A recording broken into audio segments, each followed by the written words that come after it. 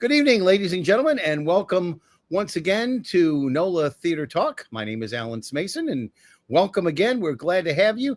We broadcast on the NOLA Theater Folk Facebook group, the theatercriticism.com site as well, that you can find as well, but the Facebook page that we have for it on theatercriticism.com, Facebook group that we have as well, and then of course my own YouTube channel.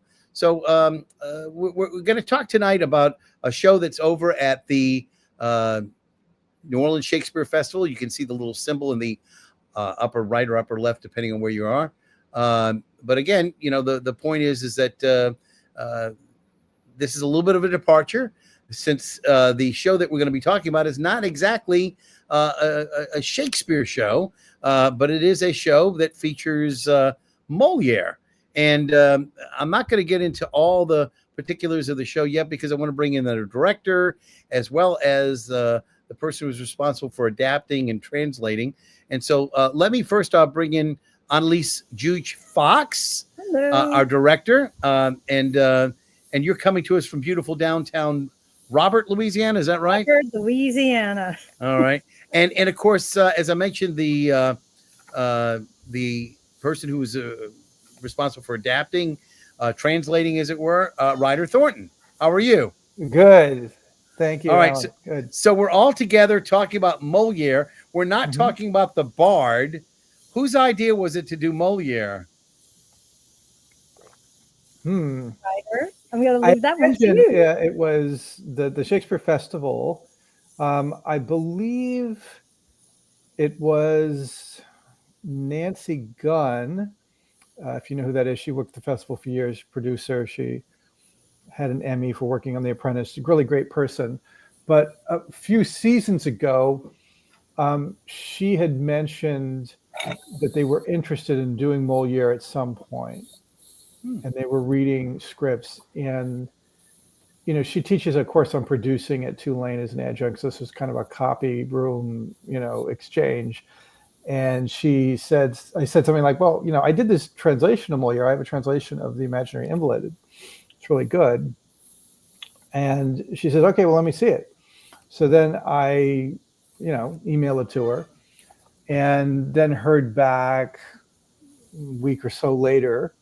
Ran into her again at the copier, and she was like, oh, you know, I love that translation. And she started quoting it and thought it was really funny. I'm like, wow, great. Well, so then she gave it to Graham Burke, and he really liked it.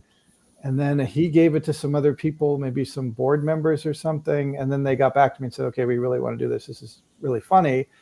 And we just started talking about how we're going to do it, and, you know, all the other things, our kind of budget and what it would be, et cetera. So I see you already got your drink there. Originated, got connected to the Shakespeare Festival. And you have some wine. So, Annalise, what kind of wine do you have?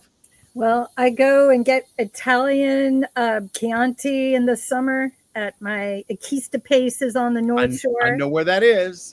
I've been there. They have a fantastic variety of wines. Yes. And liquors as well. By Daryl. So fantastic. Yeah, so is that a particular... I mean, it's not the day of the week, right? I really like it because it's not too expensive, but really good. Yeah. All right. And Ryder, what did you bring in? I brought in what's called an Ionian Spritz. I want to know what's in that. Is that Greek? What is that? Yeah, it's Greek. It's I think I pronounce it mastiha, and soda, and some lemon. So you add the soda to the liqueur, as it were, and make it and make a spritz out of it. Yeah, I was in Greece recently, and I bought some at the duty free. So all I can say to that is "Opa!"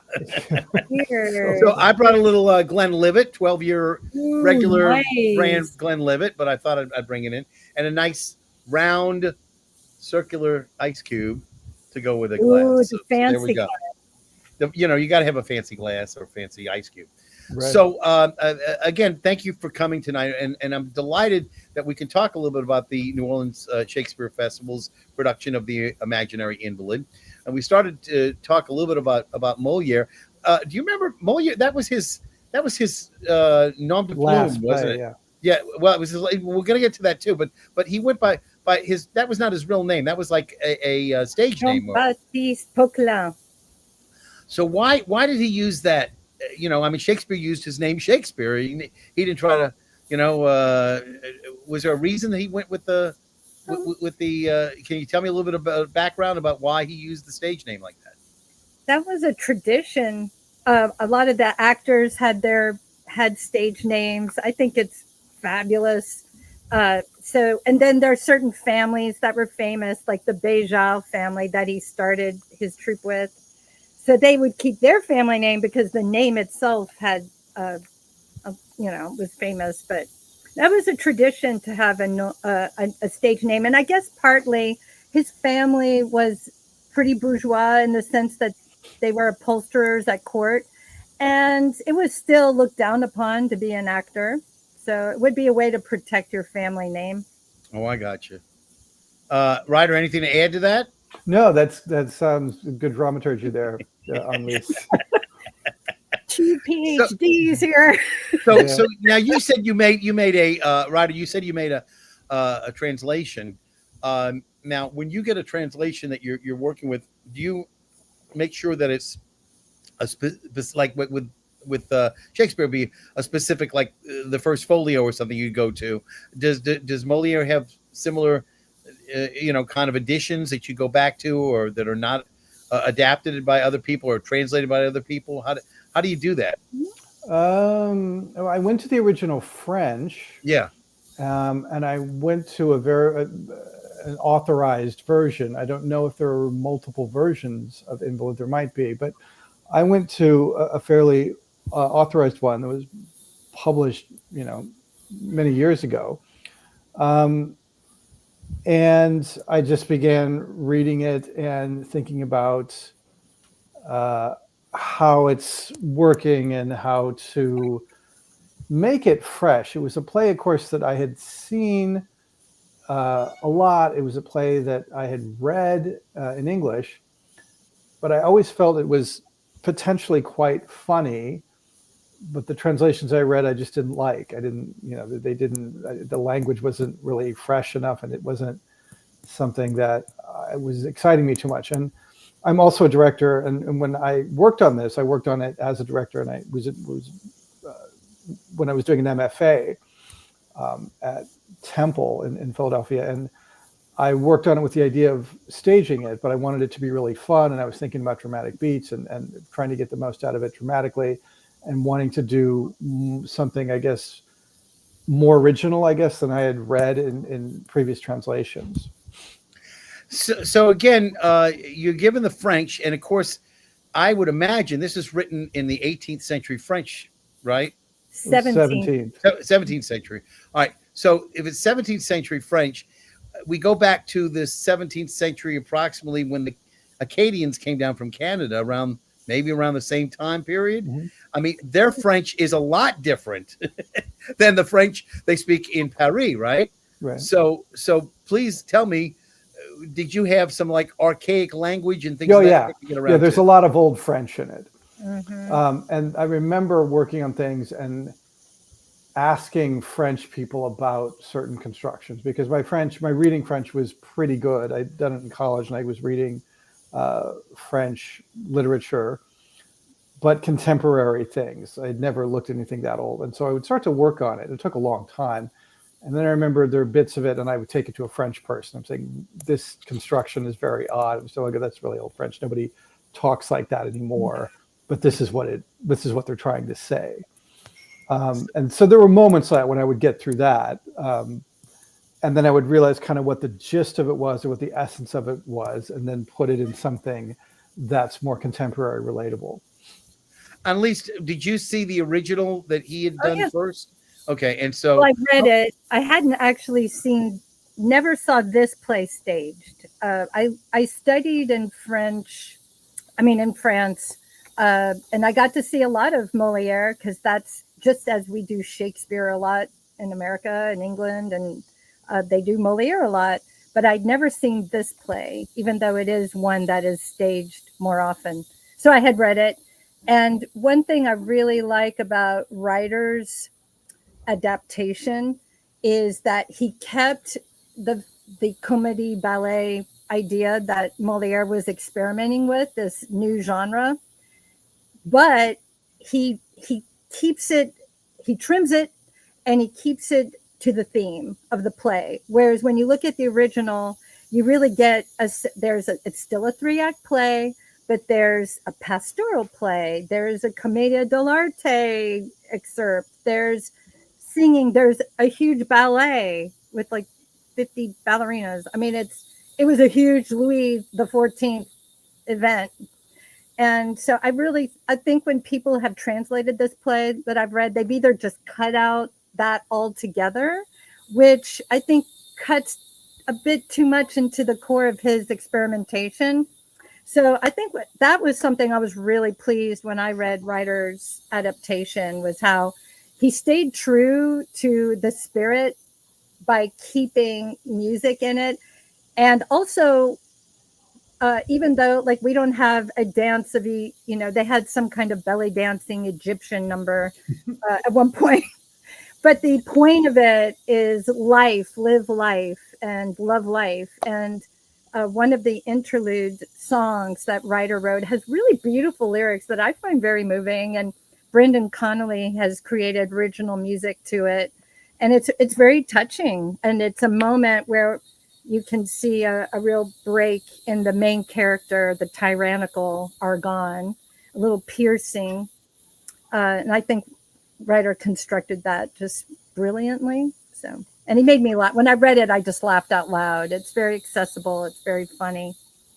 Well, I guess, Ryder, I wondered too also about that. The French always seem to put ballet in every form of entertainment that they have. If they've got an opera, let's put a ballet in it. So, this is kind of interesting for me. They've always, pushed forward the ballet as an art form to the point sometimes where, it became a demand of the audience that they have it, right? I mean, if I'm not mistaken, the ballet that they created all kinds of problems was with Stravinsky, wasn't it? With the performance that they did of the Rite of Spring, if I'm not mistaken.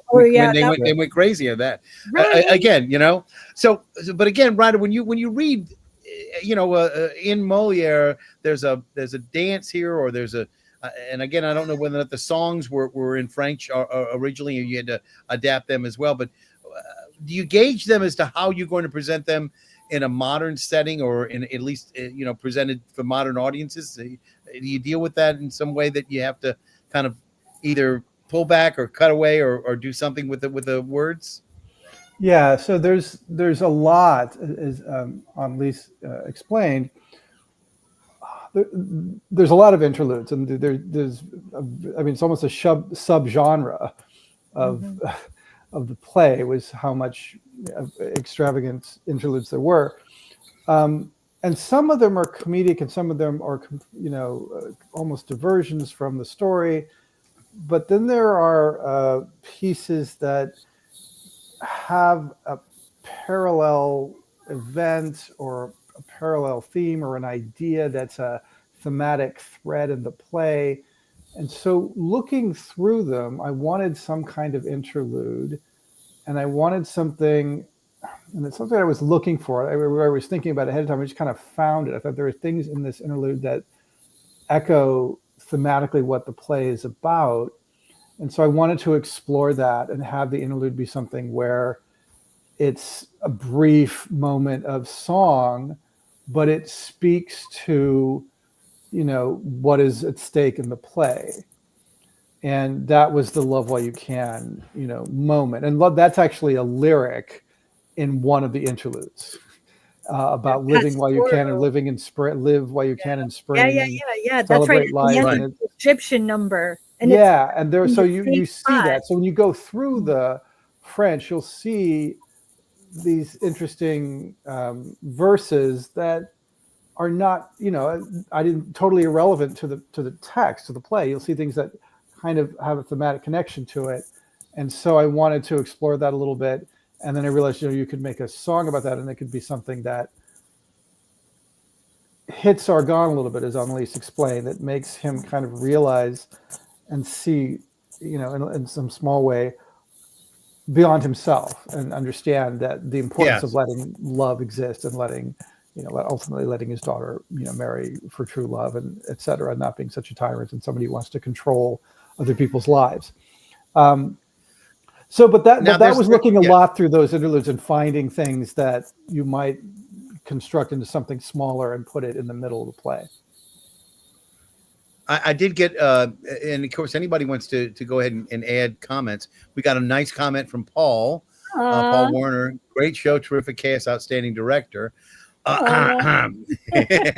He also got a little political on us. He's got a long piece today about the Louisiana legislature approving ivermectin, and Mel Gibson, a little take on that as well, that he knew people who were cured of cancer. But as Paul says, there's no scientific proof of this, but I guess the Louisiana legislature, decided to do that. But I guess he tied it in with the fact that this is a play that, as I love to say to everybody, that if it were written today would probably be called The Hypochondriac rather than The Imaginary Invalid.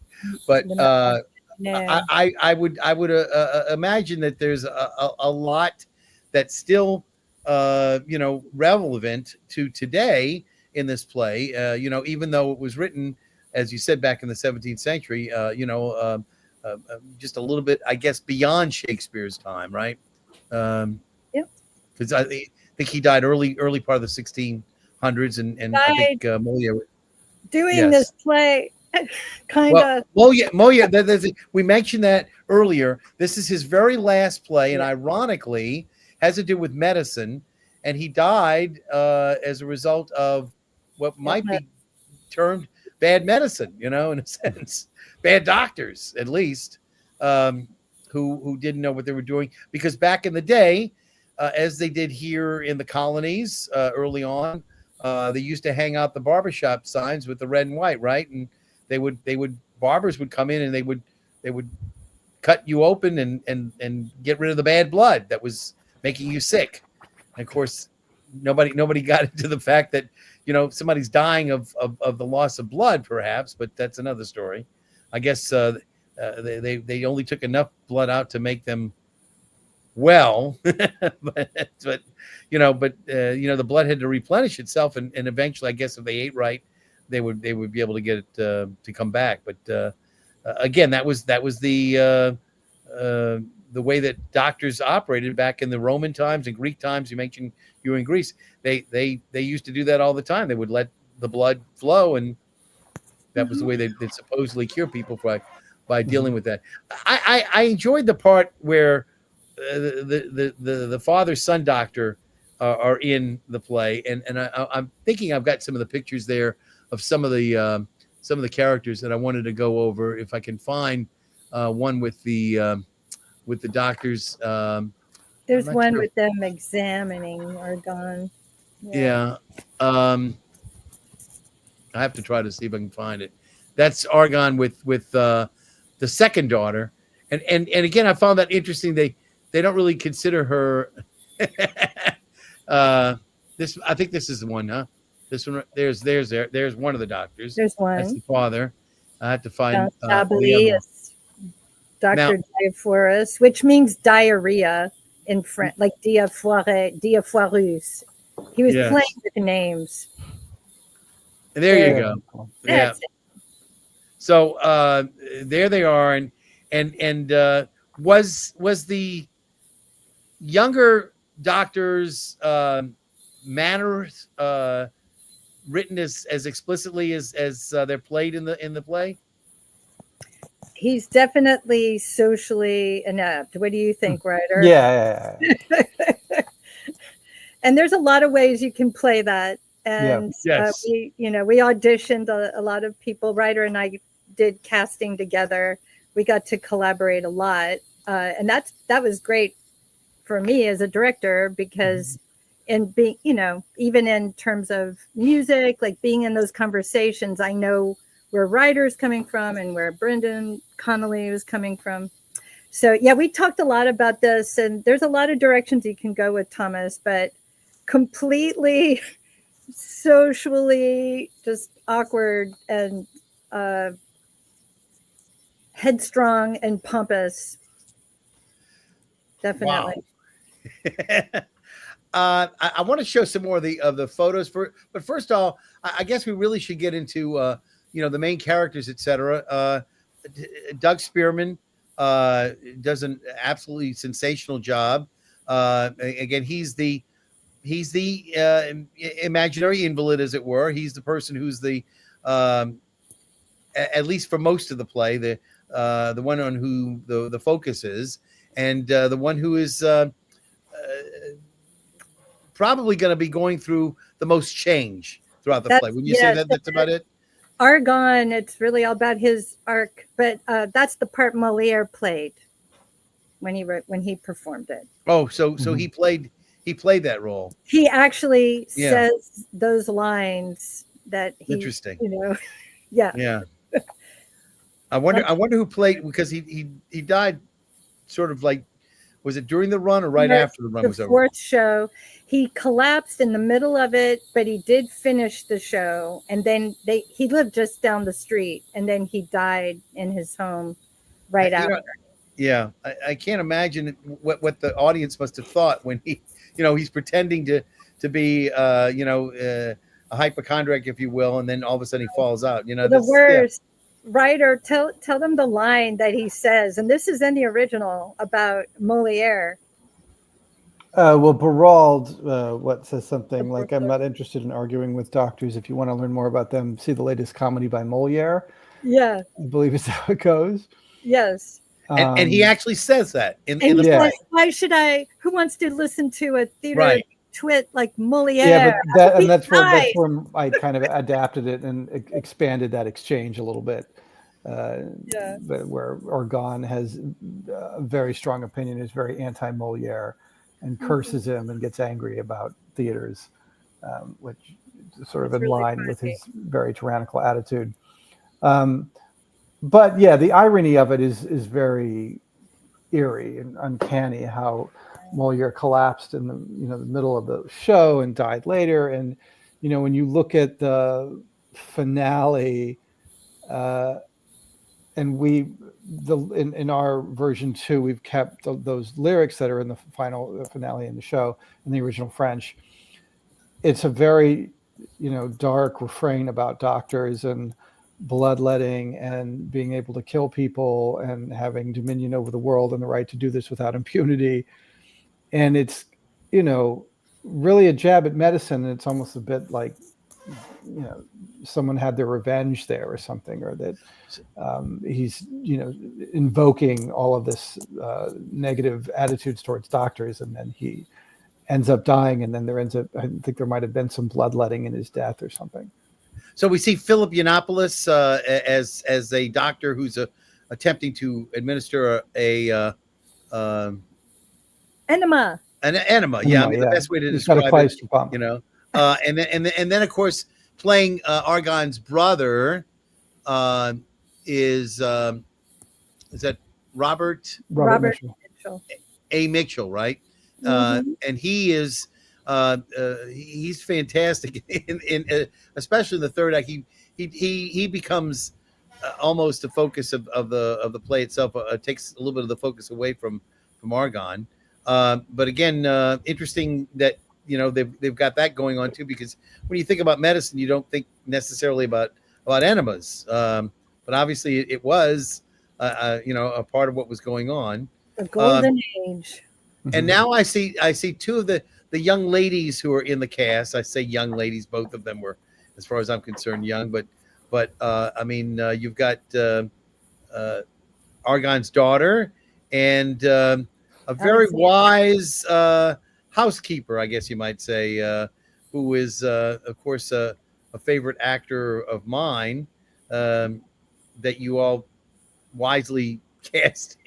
And of course, I have to say that I knew Banu, her mother, for many years. Banu Gibson, if you know who I'm talking about. And again, I have to say that I knew a little bit about their, her husband and her father. So it's always always great to see good talent utilized in the play. And again, who is playing the young daughter again? I don't have my program. Alexandria Miles. Miles, yeah. Okay. And Jessica Podwell is Toinette. Of course. What is Alexandra's been in? I think at least one of the other Shakespeare Festival pieces. Yeah, Was she in Juliet? Yes, that's what it was, Juliet. Very fine. I'm glad to see her utilized. And then again, we had some earlier pictures. That was another one with Philip, and there we had the doctors again. There's the would-be lovers. So you've got Cléant, if I'm not that's it. You correct? Got it. And he is portraying a would-be lover. Now we never really find out where they meet. Obviously, you would think you do, but it's disguised. They met in a play. Everything's about plays and theater in this play. Everybody is doing a show. Very meta-theatrical. It really is. So they meet in a play, but he tells a story about a shepherd that goes to a play and falls in love. Okay, and then they make up an opera. It's just play after play. Everyone has a show. And at the end of the day, theater will save the day, basically, and theatricality. Now, here's another great actor and a great singer. Oh yeah, Alex Page Loomis, and of course, she comes from a very theatrical background, living here in New Orleans now, raising a family, and her husband is a noted director in his own right, but you utilized her to quite an effective role because you were able to actually use her singing voice as well. And is that written in the play, Ryder, that she sings, or was that something that was added? The song that she had. Well, we doubled her, so she's Baleen, right? And then we double her as the singer. Again, that interlude is my own creation, again pulling lyrics from other interludes and elements of a play, and she performs that. But it could have been, that was a situation where we knew we needed someone who could sing. And it could have been someone else. It could have been if we had an Angelique who was a good singer. If we had a Louis Son who could sing, we wanted somebody with a really, really good singing background and good training. And in another production, it could have been Angelique, but in this, it was Baleen who we cast Alex Page Loomis as, and she ends up having an amazing voice. And we realized, okay, she's going to be great, and we'll use her for the singer. Yeah, I'm delighted that she's able to be utilized as she was, and I just don't know, what you were working with originally. That's why I'm trying to, you as the translator, adapter, etc. I didn't know what you kept and what you changed or made more modern or what have you. So again, I knew she was doubling as a different character, but I wasn't sure exactly where all that left off. Now, here's another interesting character. That's Ryan Hayes as Bonfoy, the notary. And again, this is when we're getting into again, he's playing with words. Bonfoy means good faith, but he's a notary who's trying to give them a scheme so that Argon can give all his money to Baleen, his second wife, and not disinherit his children. Right. So it's, of course, again, and we're going to get into a little bit more of some of the action here. I really thought you did a wonderful job in the staging. Thank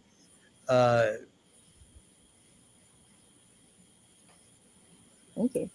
I mean, they do a great job, and I know we had a picture of the dancers there. That's just a few of them, but you actually have a group a much larger group that's involved that are wearing. And those are what commedia kind of masks that they have that are kind of It's The dottore masks. yeah, it's kind of an adaptation of the Commedia dell'arte mask, dottore. right.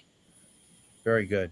All right, let me go ahead. I have another piece that I wanted to put out there for you guys, and this is the trailer, and it actually has a little bit of what we don't usually get through pictures is a little bit of audio too, so we can get a little bit of at the very beginning some of the comedic aspects that you're talking about where they're singing, and then you get a little bit of some of the action throughout some of the different actors, etc. So we're going to go ahead and listen and watch some of the Imaginary Invalid, a little bit of a trailer, and we'll be right back after this in a little bit less than a minute. Look, I'm suffering, I'm weak, and I'm ill.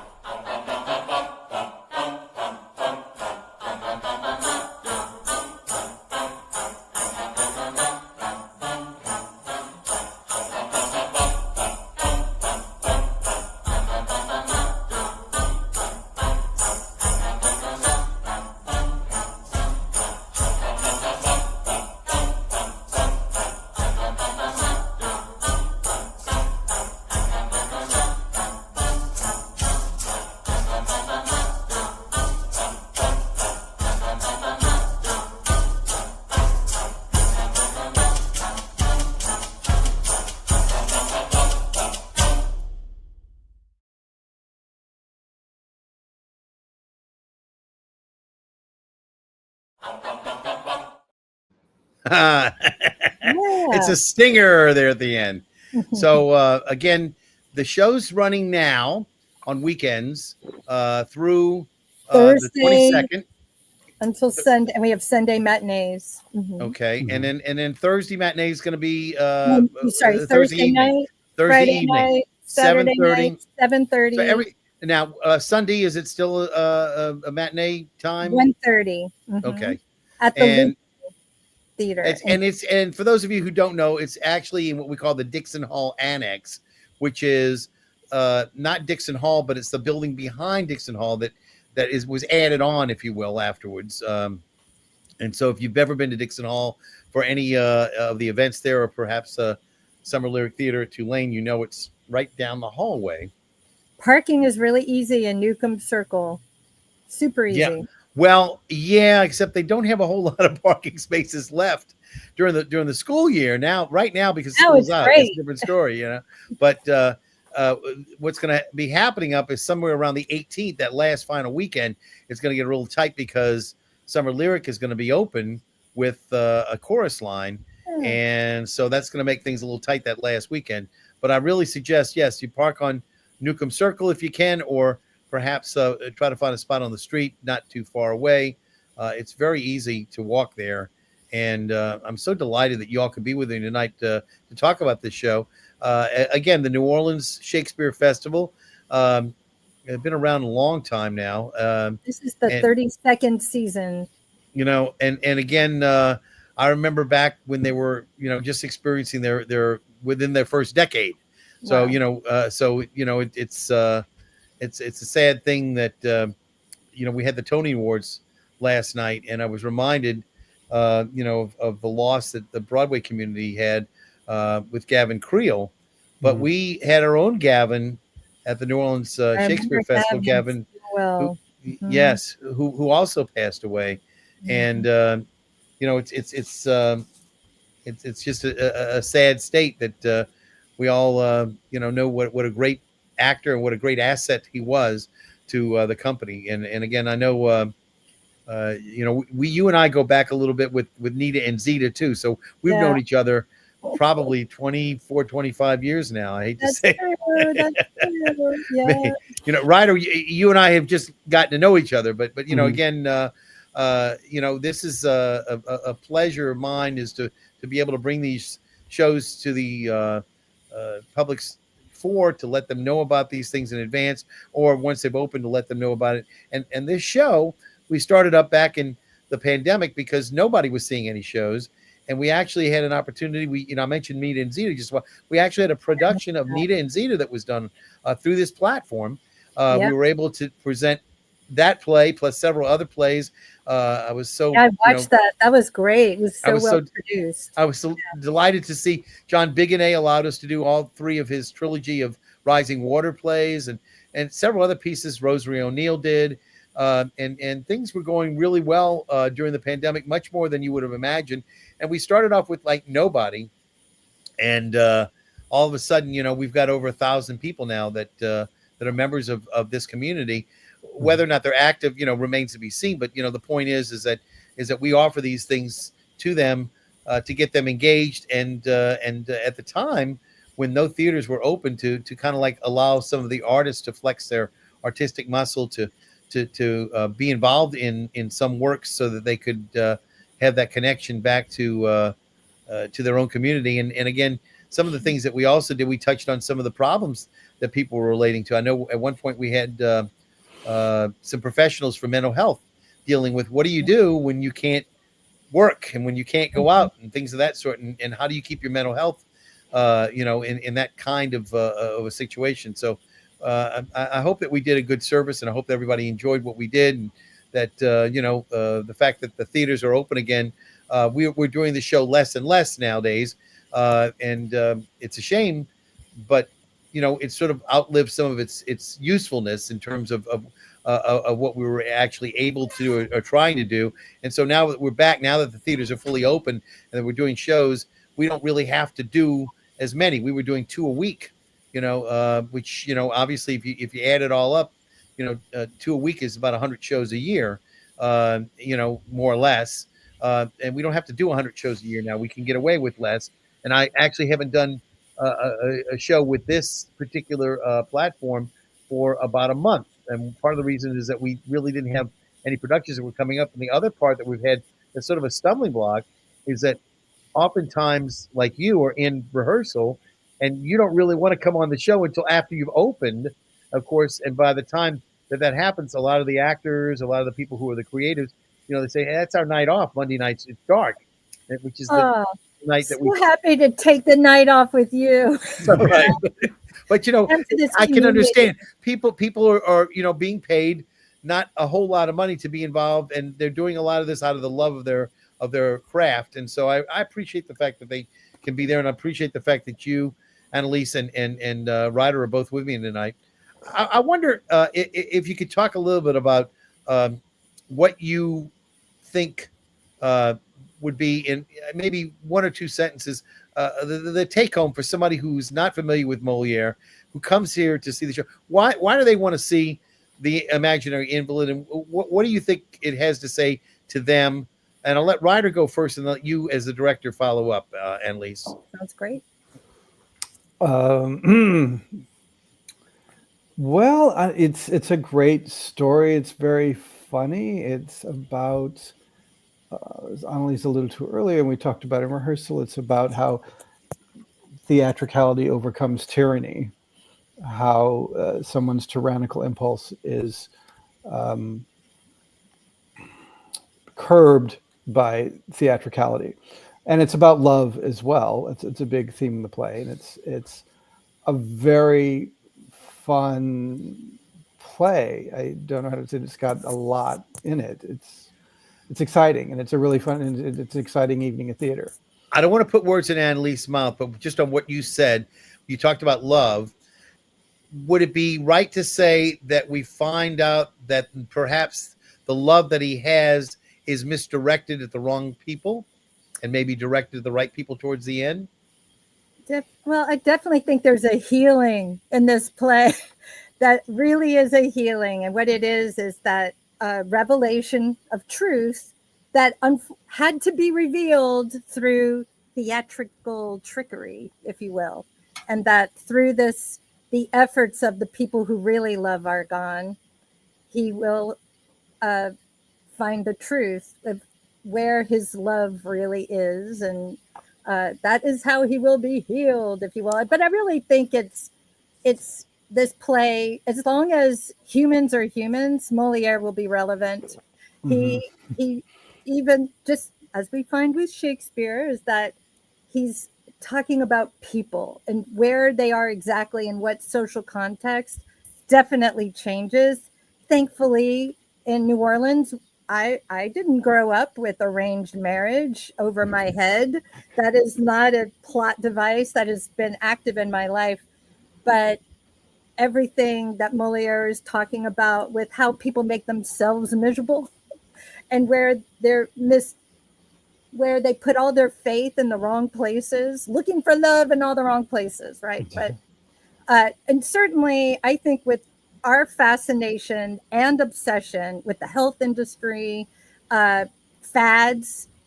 I almost bought snail cream for my face at Costco. I was like, snail goo. I bet that is good to hydrate. I didn't buy it, but I was tempted because it's so crazy. Why would I put snail goo on my face? But we have been growing up in a culture of all kinds of health fads to stay young and beautiful and energetic and healthy. Obviously, our medical science has come a long way from the medieval practices of 17th century France. But this was the beginning of the rise of the doctor and social status.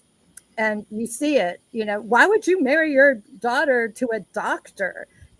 And nowadays, I'm marrying my daughter to a doctor, right? Like they've totally risen and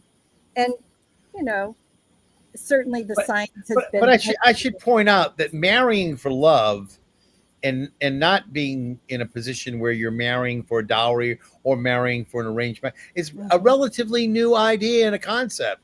I mean, we take it for granted that you're going to marry the woman or the man that you love or whatever. The point is that we, as a society, now accept that as common. But it wasn't always that way. And not that long ago, there were arranged marriages. And let me tell you, I mean, my own family background, I guarantee you that there were arranged marriages that were specifically to keep the money in the family and not to let it go out. And again, we all know that causes problems when you intermarry a little too close to the to the family there. But when you have first cousins and close relatives getting married, you can have some health difficulties with that as well. But medical science has proven it. Yes, that's true. But again, arranged marriages were pretty much, especially in insular communities, like we were talking about the Cajuns. If you ever look and see, like in the Jewish families, Tay-Sachs is rampant in a lot of the Ashkenazic families, but it's like triple that in the Cajun families, because they all intermarried within themselves much more. They had a smaller pool, and that smaller pool intermarried, and those genes that were repressed were somehow elevated. They became more replicated within that small community. So again, I just mentioned the fact that Molière is talking about marrying for love, when in reality that wasn't necessarily the standard of his time. And the women characters, Toinette the servant, she's the one who runs the whole household. She does, doesn't she? Mastermind. So there's definitely he's playing with those status roles and gender roles that were very patriarchal and very set in his time, and he definitely upended it with his comedies. And Ryder, does Toinette's change of gender is that written into the script with Molière, or is that a little bit more exaggerated? Toinette's a woman, right? In the original, yeah. Right? You mean when she's dressing up as the doctor? Oh, yes. She changes her gender to be the doctor. Yes. I believe she is acting like a doctor. I can't remember about the beard. I think that might be in there too. No, but it is. Yeah. She puts on a beard and pretends to be a man and a doctor. Yeah, because there weren't. I don't think there were women doctors. He seems to see through it, but he doesn't see through it. It's like he says, "Gee, she looks just," and I don't want to give it away, but it's like haven't you gone for the obvious? Why are you going for something a little bit less obvious than that? It's the same person, you know. So, but anyway, it's quite well done. And again, hats off to Jessica and again, all the characters. You know, Doug Spearman, everyone who's involved, Robert E. Mitchell, and I enjoyed myself. I love the fact that you know, you were able to bring it more or less up to date, even though it's still back firmly entrenched back in the times it's written in. But it does relate more, I think, that than it would have been written if you'd done an absolute translation word for word in French. And I think that's what you were gearing towards, Ryder, I assume, Sure, right? yeah. So this is going to play until the 22nd. And do you have any more Molière up your sleeve, so to speak? Do you have any more plays that you've translated like this? I worked on a play called Such Foolish and Affected Ladies a while ago, and maybe I'll come back to that. But in the immediate future after this, I'm working on other projects. I'm not coming back to Molière immediately. Although, I mean, I'll try to do something with this. I'd like to get this translation published, so I'll be working on that too. I gave it to I got permission from Ryder and I assigned it to my theater history students.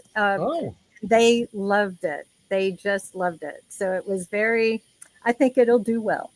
Mm-hmm. Well, it is a departure for the New Orleans Shakespeare Festival to do Molière, you know, and of course it's a Molière play that I had never seen before.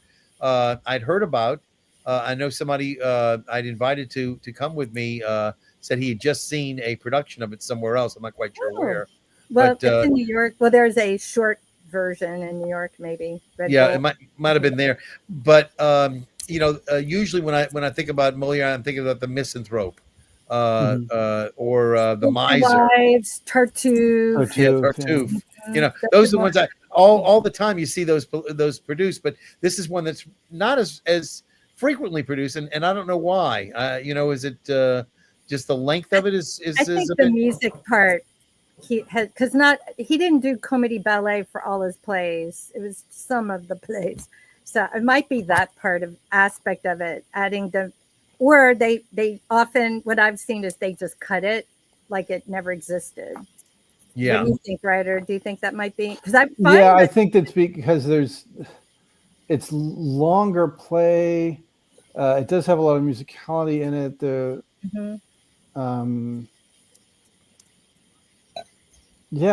That's part of the reason why I translated, because I couldn't find anything that was really exciting, any version of it that was really, really exciting. So I really wanted to create one that was accessible, exciting, you know, had some music in it, but not an excessive amount, like, you know, like as existed in the 17th century. And that's probably a reason why you didn't see it so much, but it's coming back like a lot. Like you're seeing more and more productions of it, and or translations, adaptations of it. Well, because it's, I think, thematically, you know, always relevant, and I agree, you know, quite popular. The New Orleans Shakespeare Festival is presenting the Imaginary Invalid now till June 22nd. They've got a couple of other productions that they're going to be doing. I know James Bartell is involved with one of the pieces, the NOLA project, and they're doing, I think, in improvised. I think they're doing something where they learn the role in the morning and they rehearse it all day long, and then they do it without the script. They go on book and then they go off book, and they try to you know, if you will, regurgitate it back again intact so that they don't forget anything. The lines are projected. It's for King Lear. Unprompted or something like that. And then they're going to do A Midsummer Night's Dream somewhere in between. I think maybe right after that. I think they do the other two shows. But people should go check that out online at the New Orleans Shakespeare Festival. And again, if you just look up New Orleans Shakespeare Festival, the search engines will take you there. But this is the one that's showing now. For the next 2 weekends, you'll be able to see it Thursday, Friday, Saturday, and Sunday matinees. 1:30 for the Sunday matinees, 7:30 every other nightly production. And again, I want to thank you guys for being with me tonight. It's a pleasure. Anne Liese, what are you going to be doing after the show's done? Have you got any projects? Yeah, so I mention? teach at Southeastern Theater, and we lost our venue because of Hurricane Ida. So after 4 years, we're moving back into our building, and we have a new black box type space, and it's also the 20th anniversary of Katrina levee Yeah. breaks disaster. So we needed something not too tech heavy because we're literally going to be moving while we're getting ready for our first production. I'll be doing Rob Florence's an earlier version of his monologue, Katrina. Katrina's Yeah. Path. And it Katrina's later Path. became Katrina, and it evolved into a larger play with a setting. But I'm doing an earlier version that JPAS did and UNO did. Right. If you know the piece in there about the guy who goes to the airport with the big Yeah. that's my cousin. Oh my God. Yes, that's my cousin Sydney.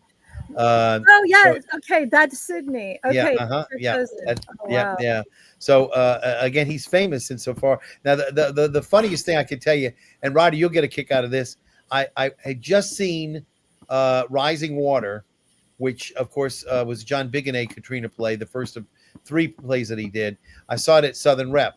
I got in my car and I drove all the way across the river over to West Wego, where the Katrina's Path was showing, and that was the early iteration that you were talking about. And it was all monologues. It was not done with interaction like the later plays where it was called Katrina, the mother of them all, or something like that. The mother, the mother-in-law lounge. Yeah.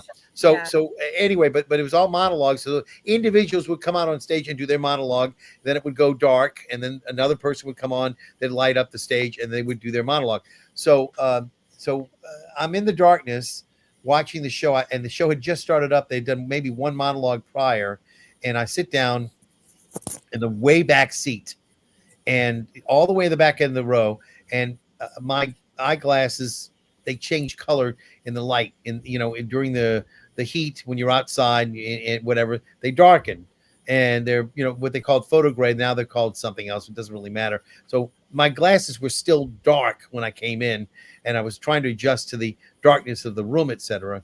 And it started to lighten up, and I was able to see the stage a little bit more effectively. But I sat down behind, all these rows of other people watching the show, and all of a sudden I start to hear about the person who was on the stage talking about how he lived where he lived, how he had this tour company and all the other. I'm saying, with the person I'm with, I said, "That's my cousin."